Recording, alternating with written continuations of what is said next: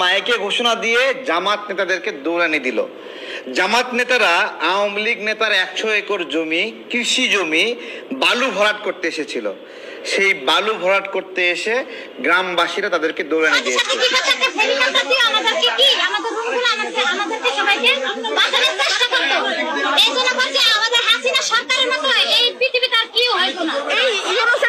খবর যাচ্ছে না, মাঝে মাঝে আমার সত্যি বলতে ইচ্ছা করে, এর থেকে শেখ হাসিনার স্বৈরাচারী আচরণ অনেক ভালো ছিল।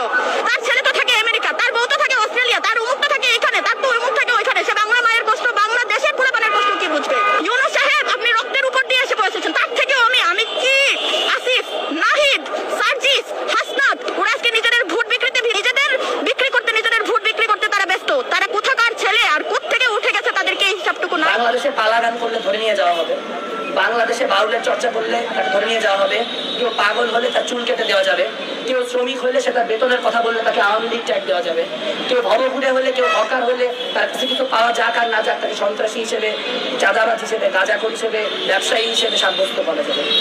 এই যা আমরা দেখতেছি এটা হচ্ছে টেক্সট বুক ফ্যাসিবাদ। ডক্টর মোহাম্মদ ইউনূস বাংলাদেশে একটা নতুন ফ্যাসিবাদ। ইউনূস স্যারের ওনার 600 কোটি টাকার মামলা ছিল, সেই মামলাগুলো খারিজ হয়েছে, ওনার ফায়দা হাসিল হয়েছে। কিন্তু দেশের সাধারণ আমরা যারা আছি, শ্রমিক ছোটখাটো যারা চাকরি করি, তাদের কোনো পরিবর্তন হইল। বাংলাদেশে এই মুহূর্তে আওয়ামী লীগ বাদ দেই, সব দল একত্রে 60% লোক রিপ্রেজেন্ট করে না।